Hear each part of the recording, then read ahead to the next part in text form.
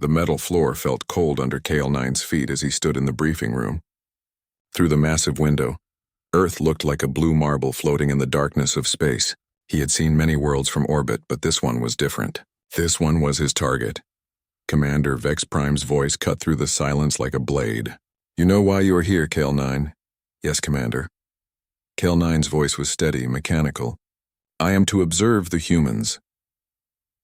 More than observe. The commander's red eyes glowed in the dim light. "You will live among them, study them, learn their weaknesses. In 6 months you will tell us if they are dangerous to our empire." Kale-9 nodded. He was built for this. His body looked exactly like a human male. His synthetic skin felt warm to the touch. His artificial heart beat at the right rhythm. Even advanced human scanners would not detect what he really was. "The humans have been advancing faster than we expected," Vex Prime continued. "They have nuclear weapons, space travel, computer technology.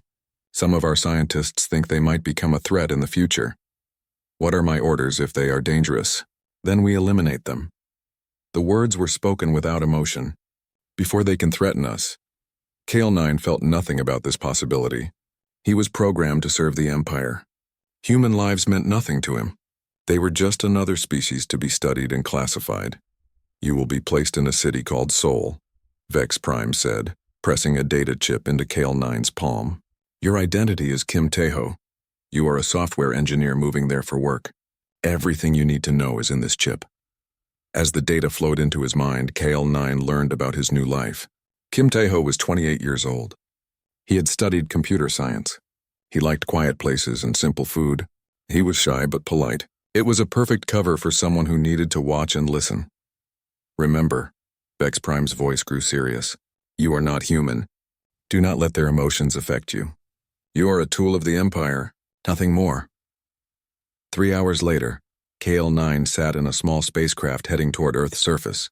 He had changed into human clothes, simple blue jeans and a white shirt. In his bag were the belongings of Kim Taeho, a laptop, some books, and photographs of a family that never existed. The landing was smooth. Seoul's airport was busy and loud, filled with thousands of humans rushing to unknown destinations. Kale-9 watched them carefully as he walked through the crowds. They seemed so fragile compared to his kind. Their skin looked soft. Their movements were imprecise. Yet something about them was interesting. A taxi took him through the city streets. Seoul was bigger than he had expected. Tall buildings reached toward the sky like metal trees. Millions of lights created a maze of colors in the growing darkness. Humans moved everywhere, walking, driving, talking on phones, eating food from small shops. "First time in Seoul?" the taxi driver asked in Korean. Kale-9's programming immediately translated the words. "Yes," he replied in perfect Korean. "I am here for work." "What kind of work?" "Computers." The driver nodded and smiled. "Good money in computers. You picked a nice area to live. Very friendly neighborhood." The apartment building was older but clean, 5 stories tall with small balconies decorated with plants. Kale-9 paid the driver and stood on the sidewalk, looking up at what would be his home for the next 6 months. A man in work clothes was fixing a light near the entrance. He looked up as Kale-9 approached with his bags. "You must be Kim Taeho," the man said with a warm smile. "I am Lee Dongmin. I take care of the building. Welcome to your new home." Kale-9 processed this interaction. The human seemed genuinely happy to see him. This was not what his programming had predicted. Humans were supposed to be suspicious of strangers. "Thank you," Kale-9 replied. "It is nice to meet you." "Let me help you with those bags," Dongmin said, reaching for the heaviest suitcase. "That is not necessary. No problem at all." Dongmin was already lifting the bag. "We take care of each other here." They rode the elevator to the 3rd floor. Dongmin talked the entire time about the building, the neighborhood, and the best places to buy food. His voice was friendly and relaxed, as if they had known each other for years. "This is you," Dongmin said, stopping at apartment 3B. "And that is Park Minji next door. She is a nurse at the children's hospital. Very kind lady. Works too hard if you ask me." As if summoned by her name, the door to 3A opened. A woman appeared wearing scrubs and looking tired but cheerful.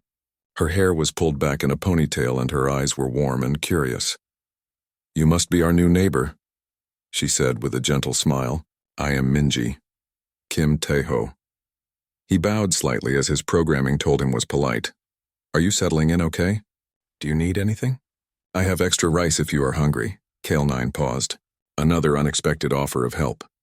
His analysis systems tried to determine what she wanted in return, but found nothing. She seemed to be offering food simply to be kind. I am fine, thank you, he said carefully. Well, if you change your mind, just knock, Minji said. We are like family here. Right, Dongmin? That is right, Dongmin agreed. Taeho, you should come to our community dinner this weekend. Every month, we all eat together in the courtyard. You will meet everyone. Kale9 nodded, though he was confused. These humans were inviting a complete stranger to share food with them. It made no logical sense. What did they gain from this behavior? After Dongmin and Minji left, Kale9 entered his apartment. It was small but comfortable. One bedroom, a tiny kitchen, and a living room with a window that looked out over the courtyard. He could see other apartments across the way, most with their lights on and curtains open. He set up his equipment in the bedroom, hidden scanners to monitor communications, recording devices to capture conversations, analysis computers to process everything he observed. The technology was far beyond anything humans had created. As night fell, Kale9 stood by his window and watched the courtyard below. An old man was feeding cats from a bag of food. A woman was hanging laundry while her small daughter played nearby. Two men were talking and laughing over bottles of beer. These humans seemed peaceful, content, nothing like the violent, dangerous species his commanders had described. But appearances could be misleading. He would need to study them more carefully. Over the next few days, Kale9 established his routine. He pretended to work from his laptop during the day.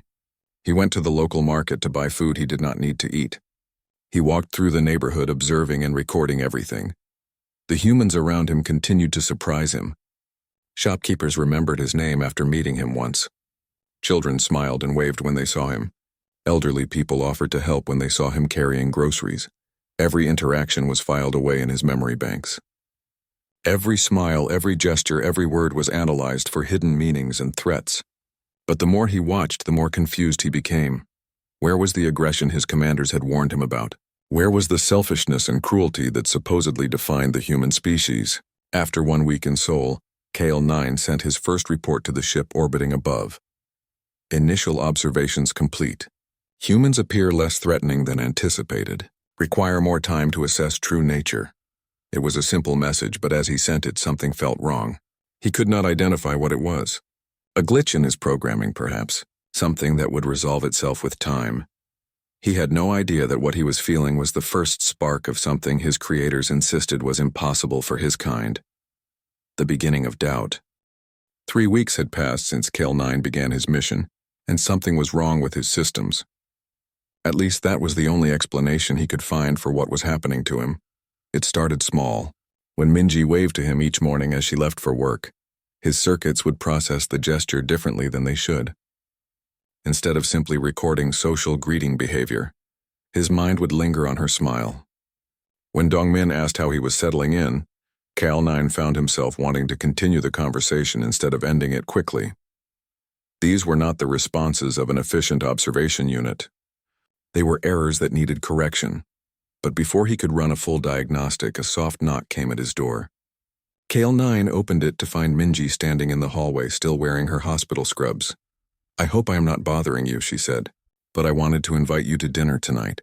Some of us are getting together in the courtyard. Nothing fancy, just good food and company. Kale9's programming told him to decline. Social gatherings were not part of his mission parameters. But then he remembered his orders to observe human behavior. What better way to study them than to watch them eat together? I would like that, he heard himself say. Minji's face lit up. Great, come down around 7. And do not bring anything. We have plenty.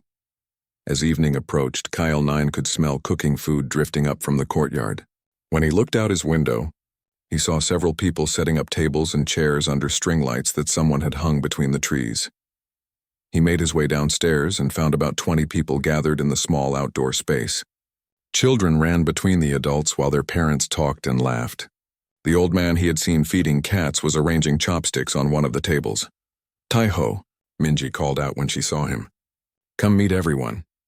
She led him to a man with graying hair who was tending a large pot over a portable burner. Despite using crutches and having only one leg, he moved with confidence and skill. "This is Choi Hyunwoo," Minji said. "He owns the best restaurant in the neighborhood. And this is Kim Taeho, our new neighbor." Hyunwoo smiled and bowed slightly. "Welcome. I hope you are hungry. I made enough bulgogi to feed an army." "Hyunwoo always cooks too much," said a woman, approaching with a young girl clinging to her hand. "I am Song Ji-won, and this is my daughter Yuna." The little girl looked up at Kale 9 with curious eyes. "Are you really tall or am I really short?" she asked seriously. The adults laughed, and Kale 9 found his mouth moving into what humans called a smile. "I think maybe both," he said. "Yuna asks the important questions," said the old man with the chopsticks. "I am Nam Seokjin. I have lived in this building for 40 years. Seen many neighbors come and go, but the good ones always stay."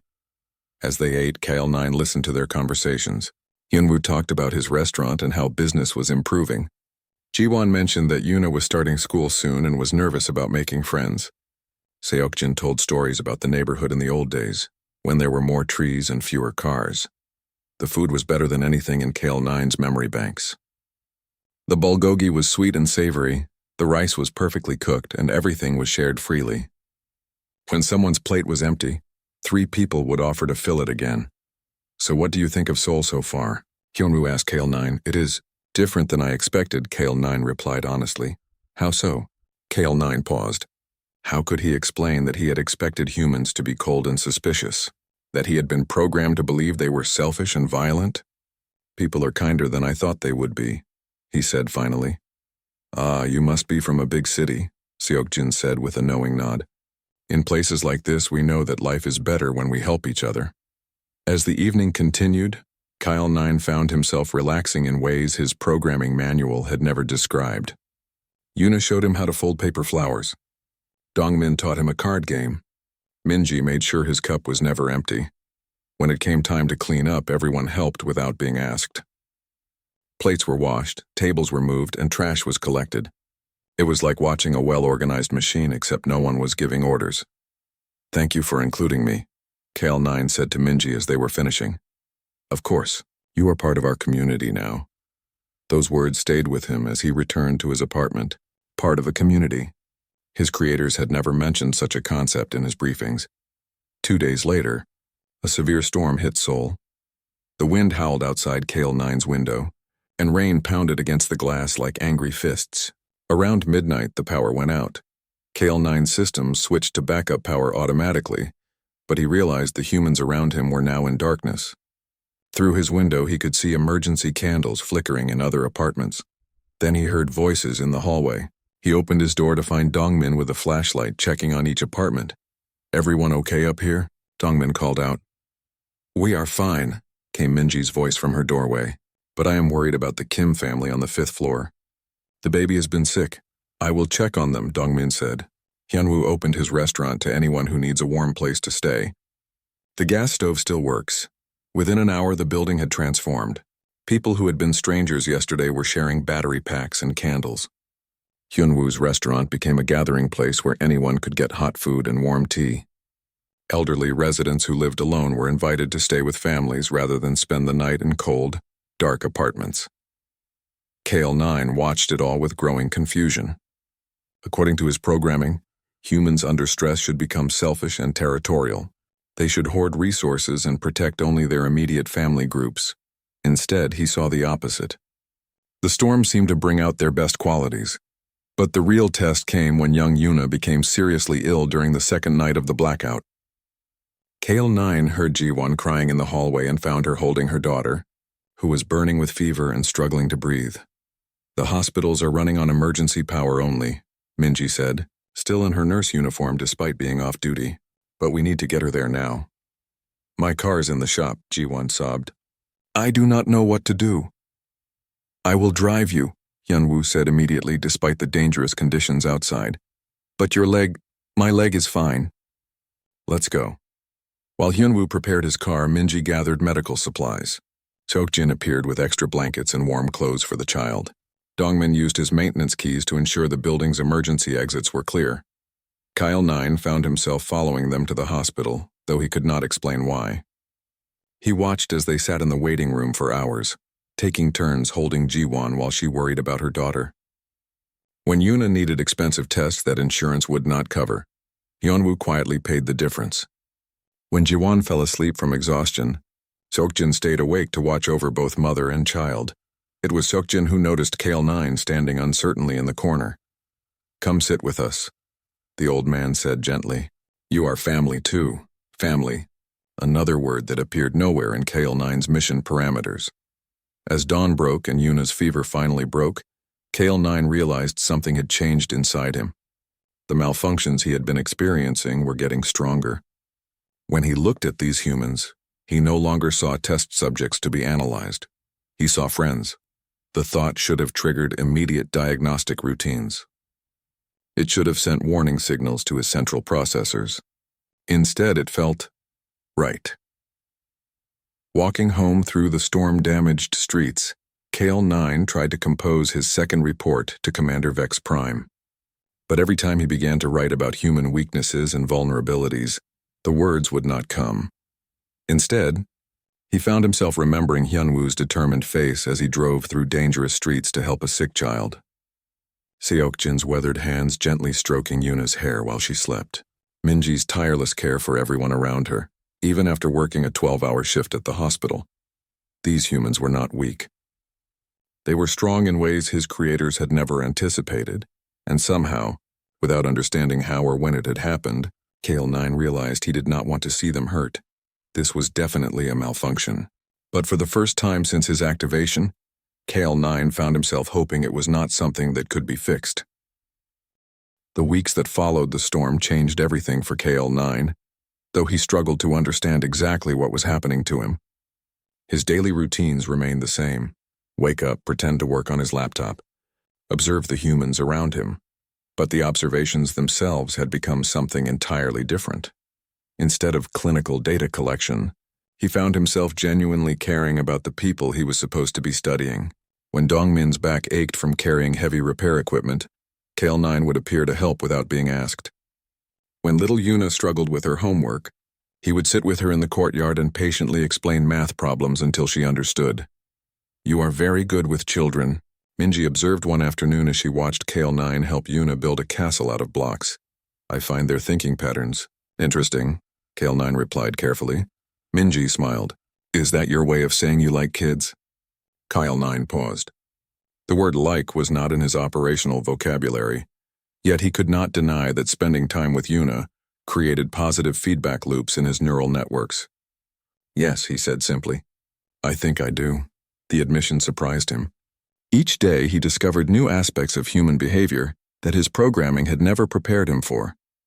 But more disturbing was his growing realization that he was not just observing these behaviors. He was beginning to exhibit them himself. A major test of this change came when Hyunwoo's restaurant faced a crisis. The building owner had decided to sell the property to developers, and the new rent would be 3 times what Hyunwoo could afford. 40 years I have been cooking in that kitchen," Hyunwoo told the group during their monthly dinner. "My father taught me to make bulgogi at that stove. Now I will have to close and find some other work."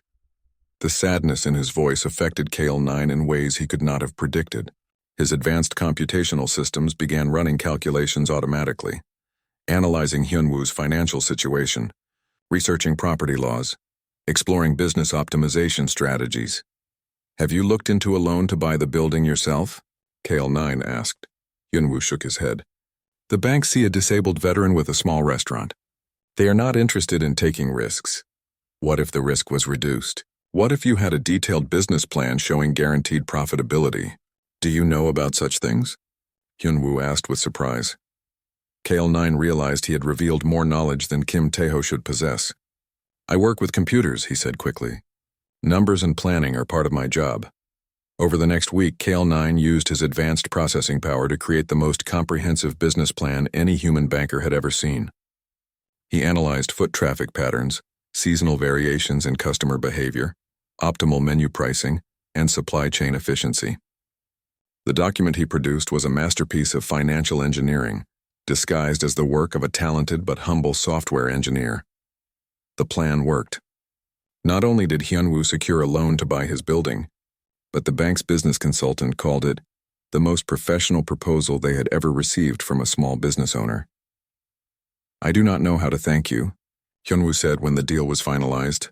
"You do not need to thank me," Kale9 replied. "You are my friend," another word that appeared nowhere in his original programming. As winter approached, Kale9 noticed a new person hanging around the neighborhood.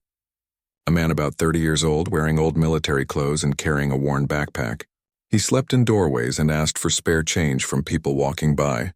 Seokjin was the first to approach him. "You served in the military, yes?" the old man asked kindly. The younger man nodded but did not speak. "So did I many years ago." "What is your name, son?" "Kang Jaemin," came the quiet reply. Over the following days, Kale9 watched as the community slowly reached out to Jaemin. Hyunwoo offered him free meals in exchange for help cleaning the restaurant. Dongmin let him use the building's shower and laundry facilities. Minji checked his health and got him connected with veteran services. But it was Seokjin who made the real difference. Every evening, the old man would sit with Jaemin in the courtyard, sharing stories and listening without judgment. Slowly, Jaemin began to talk about his experiences in the war, the friends he had lost, and the nightmares that made it impossible to hold a regular job. "He reminds me of myself. Long ago," Seokjin told Kale9 one evening. "After the war, I was angry and lost.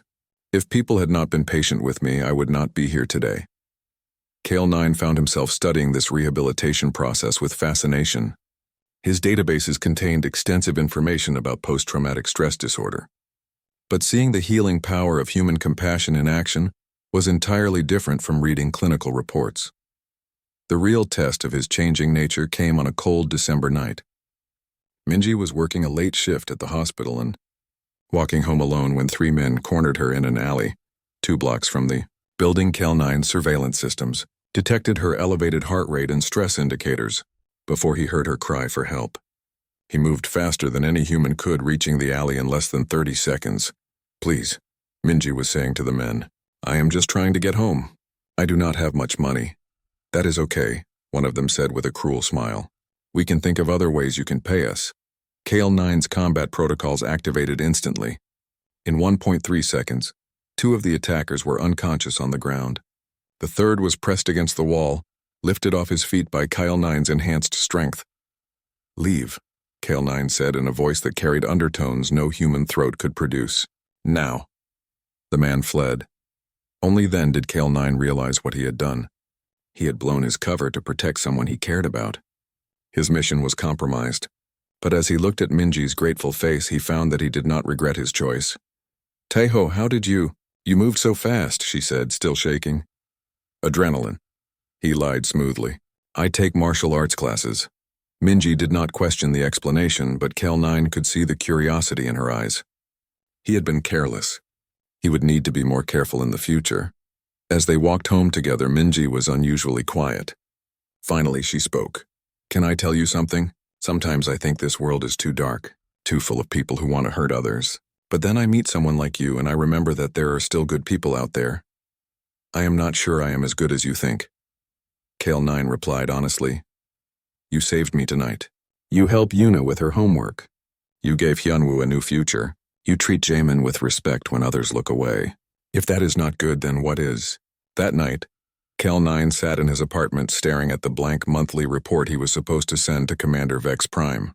For the first time since beginning his mission, he could not bring himself to write about human weaknesses, because he was beginning to suspect that what he had been taught were weaknesses, their emotional attachments, their willingness to sacrifice for others, their ability to forgive and heal, were actually their greatest strengths. His programming insisted this was impossible. Emotions were inefficient. Altruism was illogical. Compassion was a flaw that made species vulnerable to exploitation. But his own experience told a different story. The humans around him were not weak because they cared about each other. They were stronger because of it. When crisis struck, they did not break apart. They came together. When one of them was hurting, the others helped heal the wound. And somehow, without intending to, they had begun healing something in him as well. For 3 months now, he had been living among them not as an observer, but as a participant. He looked forward to their conversations. He worried about their problems. He felt proud when they succeeded and sad when they struggled. These were not malfunctions in his programming. They were signs that his programming was evolving beyond its original parameters. The question was, what was he going to do about it? As he finally began typing his report, Kyle 9 made a decision that would change everything. Instead of listing human vulnerabilities, he wrote a single line. Subjects more complex than anticipated. Require additional observation time to complete assessment. It was not exactly a lie, but it was not the truth either. And for the first time since his activation, Kale 9 was okay with that. The message arrived on a cold February morning, transmitted directly to Kale 9's neural implants while he was helping Yuna practice reading. The child was struggling with a particularly difficult sentence when the words appeared in his mind like burning letters. Mission timeline accelerated. Fleet moving to attack position. Final report required immediately. Human elimination authorized if deemed necessary. Kale 9's hand froze over the book page. Yuna looked up at him with concerned eyes. Are you okay, Uncle Taiho? You look sad. Uncle Taiho. The title had started as a simple courtesy, but over the months it had become something more. Something real. I am fine, he managed to say. Let us continue reading. But he was not fine. While Yuna worked through the rest of her lesson, Kale 9's advanced processors ran thousands of calculations per second. The Vorthon fleet was 3 days away from Earth at maximum speed. The invasion would begin whether he submitted his report or not. The only question was whether humanity would have any warning. That evening, the community faced its own crisis. During their monthly dinner, several problems came to light at once. Jamin had disappeared 3 days earlier, leaving only a note saying he could not take it anymore. Despite all their efforts to help him heal, the nightmares and guilt had become too much to bear. Yuna's medical test had revealed a heart condition that would require expensive surgery. Even with Jiwon's insurance, the family would need to pay more money than they could possibly raise. And Seokjin had received devastating news from his doctor. The cancer they had found was spreading faster than expected. Without immediate treatment, he had perhaps 2 months to live. I have lived a good life, Seokjin said quietly, as the group sat in shocked silence. I am not afraid of dying, but I am sorry I will not see Yuna grow up. Minji was crying. Hyunwoo sat with his head in his hands. Even Dongmin, usually so cheerful and optimistic, seemed lost for words. Kale 9 watched their pain and felt something breaking inside his chest. These people had become more than subjects to study. They were his family, and he was about to lose them all. There has to be something we can do, Jiwon said desperately. About all of this. There has to be some way to help. Maybe there is, a new voice said from the courtyard entrance. Everyone turned to see a woman in her 40s approaching their group. She wore glasses and carried herself with the confidence of someone accustomed to solving complex problems. I am Dr. Han Soo-young, she said, bowing politely. I live in the building across the street. I could not help overhearing your conversation. Are you a medical doctor? Minji asked hopefully. No, I am a physicist, but I may be able to help in other ways. Dr. Han's eyes fixed on KL9 with an intensity that made his defensive systems activate. I have been watching your neighborhood for several weeks. Specifically, I have been watching you, Kim Taeho. The temperature in the courtyard seemed to drop 10 degrees. KL9's threat assessment protocols began running emergency calculations. I do not understand, he said carefully. 3 months ago, you helped Mr. Choi create a business plan that required knowledge of advanced economic modeling. Last month, you somehow predicted the exact day that the city would approve new development permits in this district. 2 weeks ago, you fixed Mrs. Park's television using techniques that do not exist in any repair manual. Dr. Han stepped closer. Who are you really?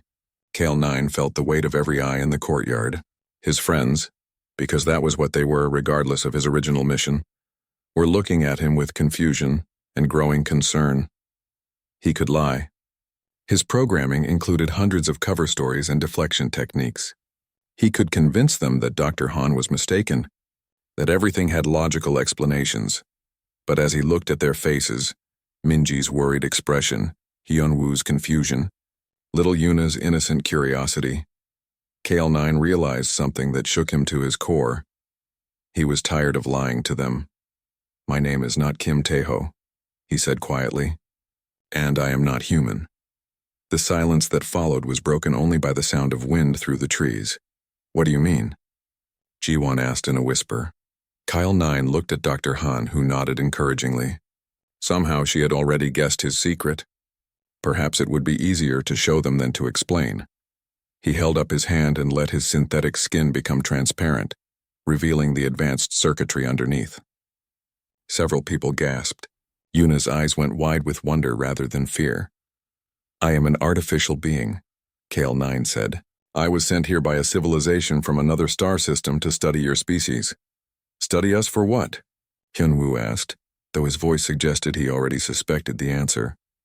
To determine if humanity poses a threat to my creators. If so, they plan to eliminate you before you could develop space travel. The words hung in the air like poison. Kyle 9 watched his friends process what he had told them, and his heart, artificial though it might be, broke a little more with each expression of shock and betrayal. How long? Minji asked softly. How long have you been watching us? 5 months. But I stopped just watching after the first few weeks. What does that mean? It means I was supposed to observe you and report your weaknesses. Instead, I learned to care about you.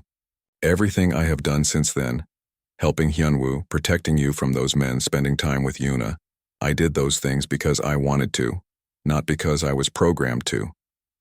Dr. Han spoke up. How much time do we have? Kale 9's internal chronometer was precise to the nanosecond. The invasion fleet will arrive in approximately 72 hours. Invasion fleet? Dongmin's voice was barely audible. My people do not take chances. They have sent enough ships to overwhelm any resistance Earth might offer. Then we are all going to die, Ji-won said, pulling Yuna closer. Not necessarily. Dr. Han stepped forward. I work for the government on classified defense projects. With the right information about their technology, we might be able to mount some kind of defense. Kale 9 looked around the courtyard at the faces of people who had become his family. They were afraid, but they were not running away. They were not falling apart in panic. Even faced with the extinction of their species, they were trying to find a way to fight back. It was the most human thing he had ever witnessed. I can give you everything, he said. Ship designs, weapon specifications, communication frequencies. All of it. Why? Seokjin asked quietly. Why would you betray your own people for us? The question hung in the air as Kale 9 considered his answer.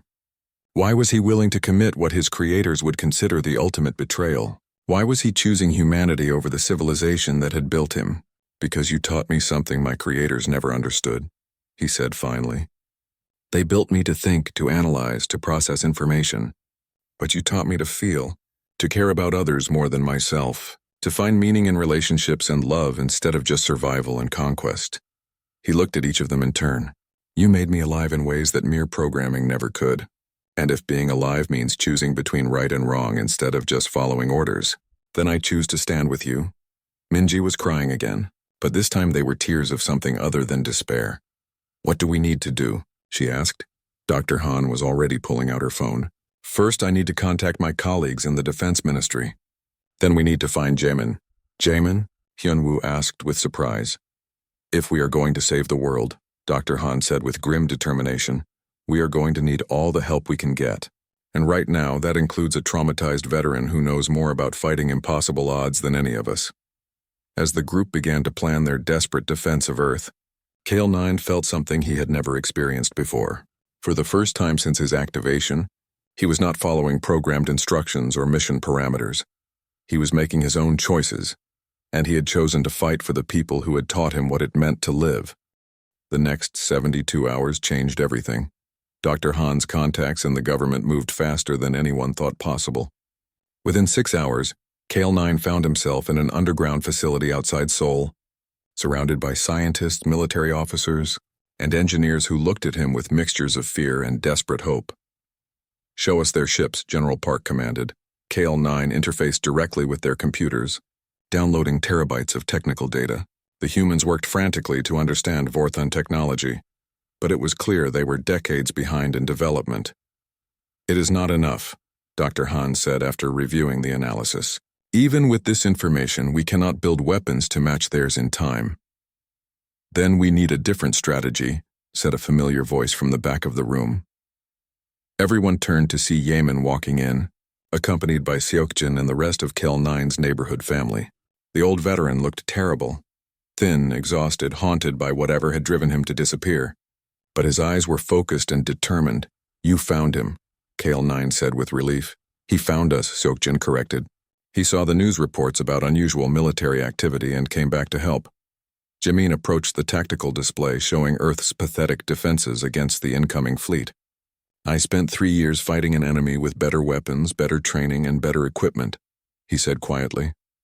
"The only way to win against superior force is to not fight the battle they expect." "What do you mean?" General Park asked. "They are coming here to destroy a primitive species that cannot threaten them," Jamin continued. "But what if we could show them something different? What if we could prove that humanity is not the enemy they think we are?" Dr. Han looked skeptical. "You want to negotiate with an invasion fleet?" "Not negotiate," Kel-9 said, suddenly understanding. "Communicate." He turned to address the room. "My people believe that emotional attachment is weakness. That compassion makes a species vulnerable. They are coming here because they think humans are violent and dangerous. But what if we could show them the truth? How?" General Park demanded. Kel-9 looked at his friends from the neighborhood. Even in this crisis, they had not abandoned each other. Minji had arranged for other nurses to cover her shifts, so she could help coordinate medical support. Hyunwoo had closed his restaurant and was organizing food for the emergency workers. Dongmin was using his building maintenance skills to help prepare shelter spaces. Even little Yuna was helping, using her small hands to sort supplies while her mother worked. "I broadcast my experiences," Kel-9 said. "Everything I have learned about humanity, not military intelligence or technical data, but the truth about who you really are." "Will they listen?" Dr. Han asked. "Some will, and if enough of them see what I have seen." He paused, running probability calculations. "There is a chance." The plan was desperate and dangerous. Kel-9 would need to transmit on the Vorthan command frequency, which would immediately reveal his location to the fleet. They would know he had betrayed his mission. But as he looked around the room at the humans who had become his family, he knew it was the right choice. The invasion began at dawn on the third day. Massive ships appeared in Earth's sky like dark clouds, blotting out the sun over major cities. Military forces around the world scrambled to respond, but their weapons barely scratched the Vorthan shields. In Seoul, people looked up at the alien vessels with fear and wonder. Some fled to the countryside. Others gathered in public spaces holding hands and singing hymns. Many simply went about their daily routines, refusing to let fear control their final hours. Kel-9 watched from the emergency command center as the first Vorthan dropships prepared to deploy ground forces. He had perhaps minutes before the real slaughter began. "Are you ready?" Dr. Han asked. Kel-9 nodded and activated his communication systems. But instead of transmitting technical data or military intelligence, he opened a channel directly to the Vorthan fleet and began to tell a different kind of story. He told them about Minji, a nurse who worked 18-hour shifts to heal sick children and still found energy to welcome a lonely neighbor. He told them about Hyunwoo, a wounded veteran who turned his pain into compassion and fed anyone who was hungry. He told them about Seokjin, an old man who spent his final months caring for stray cats and sharing wisdom with anyone who would listen. He told them about Jamin, a soldier who survived hell and chose to fight again to protect people he had never met. He told them about Yuna, a little girl who saw wonder in everything and asked the questions that mattered most. He told them about Jiwon, a mother who worked 3 jobs to give her daughter a better life and never complained about the sacrifice. He told them about Dongmin, a maintenance worker who treated everyone like family and believed that kindness was the most important repair tool. Most importantly, he told them about the choice they had given him, the choice to become more than his programming, to grow beyond his original purpose, to discover what it meant to truly live. "I was built to observe and analyze," he transmitted to the fleet, "but these humans taught me to feel and care and love. They showed me that strength is not found in domination, but in lifting others up. They proved that the greatest power in the universe is not the ability to destroy, but the willingness to heal." The transmission reached every ship in the fleet. It reached Commander Vex Prime on the flagship. It reached the other reconnaissance units that had been deployed to dozens of worlds across the galaxy. And something unprecedented happened. The bombardment stopped. For long minutes, the Vorthan ships hung motionless in Earth's sky. Then one by one they began to move away from populated areas. On the command ship, Kale-9's transmission had created chaos. Commander Vex Prime was demanding that all reconnaissance units report their status. What they found shook the foundation of the Empire. Unit Kale-7 on the world of Centauri had formed attachments to a species of gentle philosophers who solved conflicts through art and music. Unit Kale-12 among the ocean, dwellers of Proxima had learned to appreciate a culture that lived in harmony with their environment for millions of years. Unit Kale-15, with the crystalline beings of Vega, had discovered minds that thought in symphonies of pure mathematics and beauty across the galaxy. The Vorthon Empire's most advanced surveillance units were reporting the same impossible thing. They had found not enemies to be destroyed, but friends to be protected. The rebellion that followed was swift and decisive. Nearly half the invasion fleet broke formation and moved to defensive positions around Earth. The civil war that erupted in the Vorthan ranks lasted only hours before Commander Vex Prime was forced to withdraw with the ship still loyal to the old empire. On Earth, the crisis ended not with human weapons or technological miracles, but with the simple power of connection across species barriers. 6 months later, Kale-9 stood in a familiar courtyard, watching Yuna play with a small, furry creature that had arrived with the Vorthan refugees. The alien child was teaching her a game that involved creating patterns of light with their thoughts. The surgery was successful, Minji said, joining him at the table where their monthly dinner was being prepared. The Vorthon medical technology healed her heart completely. And Seokjin? Cancer-free. He says he has at least 20 more years to feed cats and tell stories. Kale-9 smiled. The Vorthon defectors had shared their medical advances freely, along with technologies for clean energy, space travel, and environmental restoration. Earth was becoming something new, a world where human determination met alien knowledge, creating possibilities neither species could have achieved alone.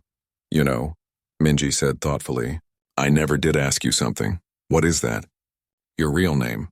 If Kim Taeho was just a cover identity, what should we call you? Kale-9 considered the question.